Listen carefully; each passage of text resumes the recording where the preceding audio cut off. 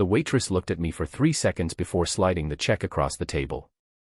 Then, instead of walking away, she leaned closer and whispered something that made my entire body go still. "Go home and take a shower first." I stared at her, confused and embarrassed, wondering if I smelled so bad that a stranger had finally decided to tell me the truth. But then she quietly added, "Not because you're dirty. Because you look like someone who has forgotten he deserves to feel human." I had no idea those words would become the beginning of the first real change in my life in years. My name is Daniel Carter, and at 38 years old, I had become very good at disappearing. I worked construction whenever there was work, slept in a tiny rented room above an old garage, and spent most evenings sitting alone with the lights off because keeping them on felt like wasting money. 3 months earlier, I had lost my regular job after the company shut down. Before that, my wife had left after years of watching me become quieter and more exhausted. She took our little daughter, Emma, and moved to her sister's house in another state. I understood why she left. What I couldn't understand was how quickly a person could go from being somebody's husband and father to becoming almost invisible. I stopped shaving regularly. I wore the same 2 work shirts until the fabric became thin. My boots were cracked, my hands were rough, and my hair had grown longer because I couldn't justify spending money at a barber. Every morning I searched for jobs, and every afternoon I heard another rejection. Eventually, I stopped telling people I was looking for work. I simply said I was between things. Those 2 words allowed me to hide how badly I was struggling. That evening, rain had been falling since sunset. I had exactly enough money for one cheap meal, and I chose a small diner on the edge of town because I remembered they served soup with free bread. I walked inside soaked from the rain, carrying the heavy smell of wet pavement and old clothes with me. Conversations became quieter for a moment when I entered. Maybe I imagined it.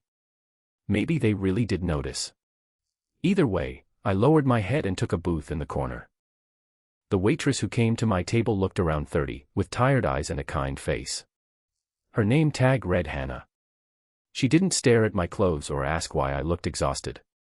She simply placed a glass of water in front of me and asked what I wanted.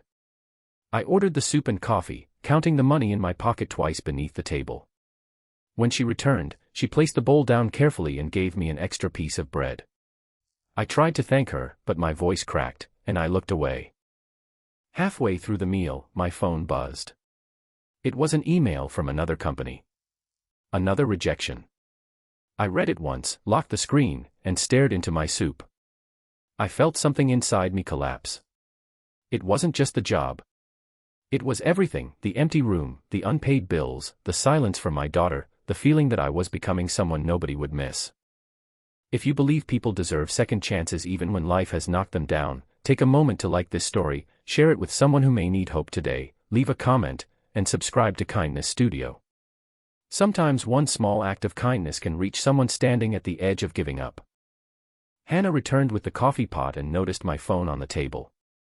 She didn't ask about the message. Instead, she asked whether I was okay. I smiled automatically and said I was fine.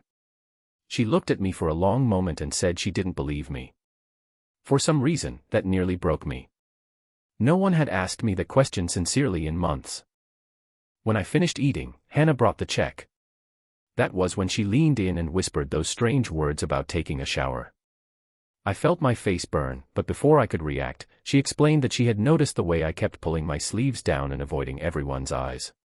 She told me that she had once been in a place where getting clean, putting on fresh clothes, and standing in front of a mirror had felt like pointless things. Her brother had struggled with depression after losing his job, and she remembered how he slowly stopped caring about himself. She said one night their mother had told him, "Start with the shower. You don't have to fix your whole life tonight. Just take the first step." I didn't know what to say. Hannah quietly reached into her apron and pulled out a small folded paper. On it was the address of a community employment center that helped unemployed workers find temporary jobs and training. She told me they opened early the next morning. Then she said something I would never forget: "You don't need to become the old Daniel again. Maybe you just need to give the next version of Daniel a chance." I walked home through the rain holding that piece of paper in my fist. When I reached my room, I stood outside the bathroom for several minutes. The ceiling leaked near the window. My bed was unmade. The sink was full of dishes. Everything looked like evidence of a life I had stopped participating in. Then I turned on the shower. The water was hot, almost painfully hot. I stood beneath it and closed my eyes. For the first time in months, I allowed myself to cry without pretending I was strong. I cried for Emma. I cried for my marriage.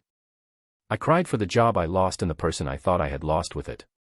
But somewhere beneath all that pain was something small and unfamiliar. Hope.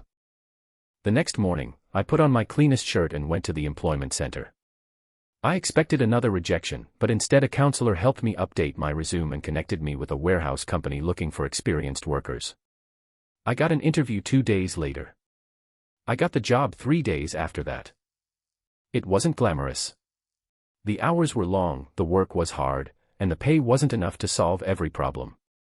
But every morning I woke up with somewhere to go. Slowly, I started shaving again. I bought a second pair of work pants. I cleaned my room. I paid one overdue bill, then another.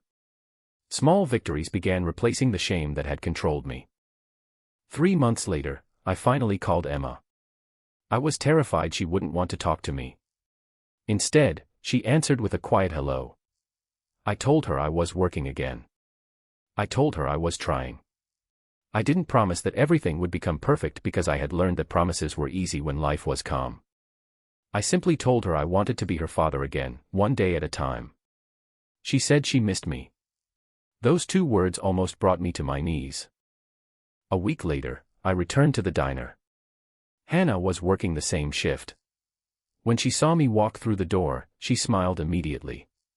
I was wearing clean clothes, my hair was trimmed, and I stood a little straighter. She looked at me and said she had been wondering whether I would come back.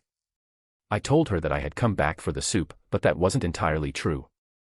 I had come back to thank her for seeing something in me that I couldn't see in myself. Hannah shook her head and said she hadn't saved me. I had done the difficult part. She had simply reminded me where to begin. I sat in the same booth, ordered the same soup, and looked out through the window at the rain beginning to fall again. But this time, the rain didn't feel like something trapping me inside. It felt like something washing the past away. Before the meal ended, Hannah placed the check on the table. Underneath it was a small handwritten note. It said, "Keep going." If this story touched your heart, please like the video, share it with someone who may be struggling silently, and subscribe to Kindness Studio. You never know when your simple support might become the reason someone believes that tomorrow is worth reaching.